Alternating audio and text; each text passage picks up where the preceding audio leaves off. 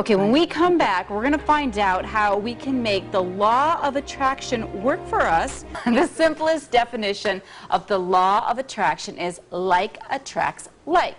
Joining us right now is Sarah McLean from McLean Meditation with more on the law and how we can use it to reach our goals. And Gail's joining us, and we were just talking about it. It's a tough time right now. People are definitely stressed out. Dr. Ramsey and I just hit on that. And there's ways to get through this in a better way. It sounds like don't think negative because you're going to attract negative. Well, everybody thinks negatively sometimes, but it's really what are you putting your attention on? It reminded me of a story. I was with my niece in New York City, and we were walking around, and she looked around. She goes, "Everybody here is so mean and so nasty." And I said, "Well, how do you know that?" She goes, "Look at their faces. Look at their faces. They all have a frown on their face." I say, "Now look around and see if you can find anyone who's smiling." And of course, when I asked her to play that game, she could see them. But whatever we put our attention on grows.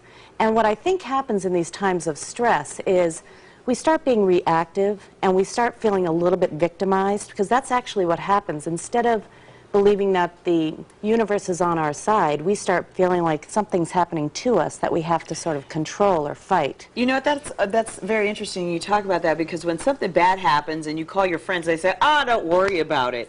They're right. You really shouldn't stress and worry about stuff too much, because that affects other parts of your life. Oh, stress is as Dr. Ramsey says, it affects every single part of your physical life and your emotional life and your spiritual life. You forget faith, you forget that the universe is ultimately on your side. And so what happens, I think, when people get under stress is they do have to slow down, and they do have to put their attention on what they want versus what they don't want. And you know, Gail, remember that movie with he's broke, he's got his little boy he's trying to raise, and The Pursuit of Happiness. Pursuit of Happiness. And he always looked at the bright side of everything. And look, the man, I mean, was amazing at how he said, you know, I'm not going to let this get me down. I'm going to keep working hard and hard, and things worked out. But sometimes when you said, like, talking to your girlfriend, oh, don't worry about it, sometimes they'll try to one-up you and go, well, if you think that's bad, I've got this. And then it becomes everyone's just, right. It's a How collective do you get pity yourself party. out of that, though, when things, for some folks, are really tough? Well, I think one of the things is to start a gratitude journal. I mean, you know, if you're worrying that you're not paying your bills and you're in the traffic jam and you're going to work, and then all of a sudden you remember, hey, wait a minute, I have a house, I am in my car, I do have a job.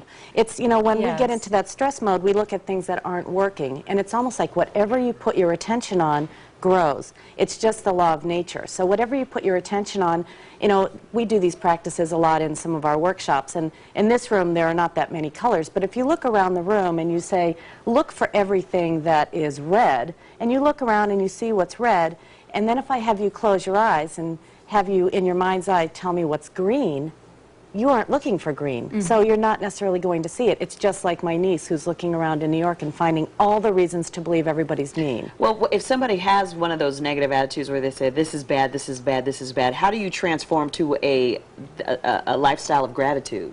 Well, gratitude is a practice, just like the kind of attitude of seeing things as bad is a practice that we're just basically not aware of. It's a reaction to stress. So a lot of times you can start with prayer, or you can start with a gratitude journal. I like to do it in the evening before I go to bed. I think about, 10 things that I'm grateful for, especially if I'm feeling kind of funky. 10 things or even 20 things in ways that the universe or people have given to me, and the ways that I can be grateful. And then I think about, well, how have I given to other people? And it gets me more into the mode of giving and receiving, because we are always surrounded by abundance. I was talking about that with a friend of mine today about the fruit that's coming off. I live in Sedona, so the pears are just coming out now, and the trees are completely abundant. And that is nature. Nature is abundant. But when we put our attention on the lack of nature, that's what starts becoming apparent. So gratitude journals are a great way. You can write about, sometimes I go through the alphabet and think about what I'm grateful for with the letter A and then B and then C, and I just do that. That's great. And it's just a mind shift. It really is. Be a good thing to the kids, too. I'm grateful for avocados. Exactly, and berries, and cantaloupe. We can go on. Now that we've done foods, let's do mammals. And we left the book up here because Dr. Ramsey had brought it, and Sarah said, yeah, it's a great thing to read, too. It's good to, you attract likes, so I like that idea. Thanks again.